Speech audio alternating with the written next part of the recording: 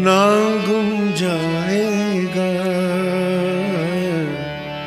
चेहरा ये बदल जाएगा, मेरी आवाज ही पहचान है, घर याद रहे।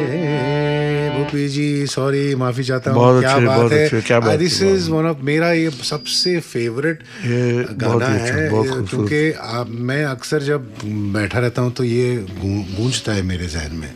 आपने ऐसा लता जी के साथ ये गाया था और इतना खूबसूरत, और ये R.D. बर्मन की कंपोजिशन, एवरग्रीन एवरलास्टिंग।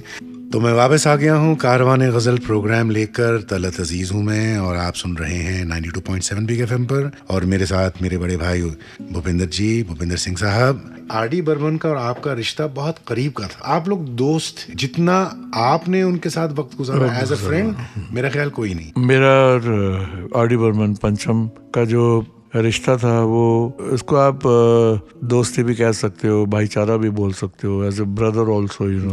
एक सवाल करना चाहूंगा, ये मैं खुद अपनी जात के लिए, कि R.D. बर्मन जो ये नाम पंचम ये कैसे लगा? ये कहते हैं कि जब ये पैदा हुए थे तो दादा मुनि अशोक कुमार जो हैं वो इनको देखने के लिए आए थे, तो उन्होंने बर्मन साहब से कहा कि ये तो इसका नाम पंचम रखो। अच्छा। बड़ा म्यूजिकल नाम है, तो ये 5वां सुर होता है ना, ये पंचम, तो उसका नाम पंचम जो है, फिर वो एक्चुअली ये अशोक कुमार साहब ने वो नाम रखा हुआ था। तो हम लोग बहुत ही जब इकट्ठे घूमना, इकट्ठे पिक्चर देखना, हम लोग म्यूजिक इकट्ठे सुनते थे। सबसे बड़ी बात ये थी कि मेरे पास I had a great collection of international music जो है ना, जो वेस्टर्न म्यूजिक जो होता है, उसके हम बहुत बड़े बड़े आर्टिस्टों के वेरी रेयर रिकॉर्ड मेरे पास अभी भी हैं, आज भी हैं। तो मैं बड़े ट्रांसफर उसको देता था, कैसेट पे ट्रांसफर करके देना। और हम लोग म्यूजिक बहुत लाउड सुनते थे ऐसे।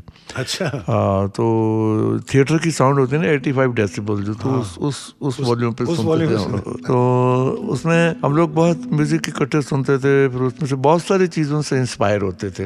इंस्पायर वैसे होने से मतलब ये नहीं कि भी वही चीज उठा के दे दी, उससे बेटर चीज बनती। कॉपी तो एक ब्लाइंडली आप उठाकर बिल्कुल छाप दिया। बिल्कुल। इंस्पिरेशन ये होता है कि जो आप, जैसा कि वो जो चुरा लिया है तूने जो दिल को, if it's Tuesday this must be Belgium, if it's Wednesday this must be Rome, if it's Thursday this must be Montreal, I feel I never want to go home. उसकी एक बड़ी लंबी कहानी है, उसकी ऐसी खूबसूरत कहानी है। अभी ठीक कह रहे हो तलत, तुम ठीक कह रहे हो। इसको एक दिन हमारी रिकॉर्डिंग कैंसिल हो गई थी, तो मैंने कहा चल यार तू क्या कर रहा है अभी, चलो अभी म्यूजिक रूम में चलते, एक पिक्चर देखते हैं जाके, एक अच्छी पिक्चर लगी हुई है। तो मैं उसको स्टर्लिंग थिएटर पे यहाँ मैं लेके आ गया उधर। तो first Tuesday it must be Belgium, तो पिक्चर दोनों ने इकट्ठे देखी। मैं इसको लेके आया, पिक्चर खत्म हो गई, घर पे गए, हम लोग म्यूजिक सुनते रहे। पर इस आदमी का जिसका नाम पंचम है, उसका एक इतना स्ट्रॉन्ग, उसकी एक नेक बोलते हैं जिसको, कि भी एक चीज को सुन के उसमें से क्या निकालना है, वो आदमी इतनी अच्छी तरह जानता था वो। बेशक। तो उसके कोई 15-20 दिन के बाद ये गाना रिकॉर्ड हुआ, चुरा लिया है तुमने जो दिल को। तो मैं अपना गिटार ऐसे पैक कर रहा था, गिटार के पास खड़ा हुआ था, तो जाते जाते मेरे पास आके खड़ा हुआ। हम लोग प्यार से एक दूसरे को गाली बहुत देते थे हम लोग। तो मुझे गाली दे के पूछता है, बता जरा ये मैंने कहाँ से मारा है। मैं कहा साले तूने कभी आज तक ऐसी बात की नहीं, ये मारा है तो मतलब कहाँ से मारा होगा तुमने। बोलता ठीक है, तुझे मैं 1 हफ्ते का टाइम देता हूँ। अच्छा। हाँ, अगर तू बता देगा तो मैं तुझे 100 रुपया दूंगा, अगर तू नहीं बताएगा तो मुझे 100 रुपया देना। अच्छा। और हफ्ते के बाद आई लॉस्ट द बेट, मैं 100 रुपया। अच्छा, आपको ख्याल नहीं है? मैं दिया उसको। पर एक बात चल रही थी अभी जो तुम्हारे साथ, कि भाई इंस्पिरेशन क्या होती है। ये ऐसा इंस्पायर हुआ होगा उस गाने से जो टाइटल म्यूजिक था, first Tuesday it must be Belgium, कि इसने कब ट्यून बनाई, कब मैंने उसको सुना, कब मैंने उसका पीस कंपोज किया, मेरे दिमाग में वो ट्यून आई नहीं। बेशक, दैट इज एग्जैक्टली यही मैं बताना। हाँ, दिस इज इंस्पिरेशन। ऐसा नहीं कि सिर्फ वो लाइट म्यूजिक में ही था, उसके आप क्लासिक गाने सुनो ना आप, एक जैसे कि अभी आपने सुना कि अपना बीती ना बिताई रहना आप सुनिए, उसके बाद नाम गुम जाएगा, उसके बाद महबूबा के गाने सुनिए, ऑल क्लासिकल बेस्ड सॉन्ग्स, आंधी के गाने सुनिए। मतलब मैं ये कहता हूँ कि भाई हम लोगों को जो सामने एक नज़र आता है, हम लोग इधर 180 डिग्री जो है वो सोचते हैं, यहाँ से लेके 180, 90, 80 डिग्रीज, लेकिन वो आदमी 360 डिग्री सोचता था। वो कब से कहाँ से म्यूजिक का उसका दिमाग में आता था, वो हमें समझ नहीं आती थी।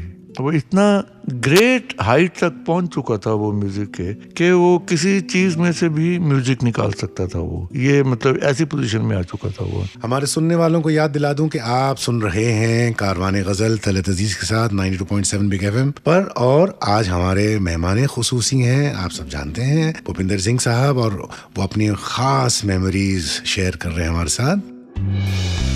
गजलों का काफिला चल निकला है, साथ चलिए और सुनते रहिए कारवाने गजल तलत अजीज के साथ, सिर्फ 92.7 बिग एफएम पर।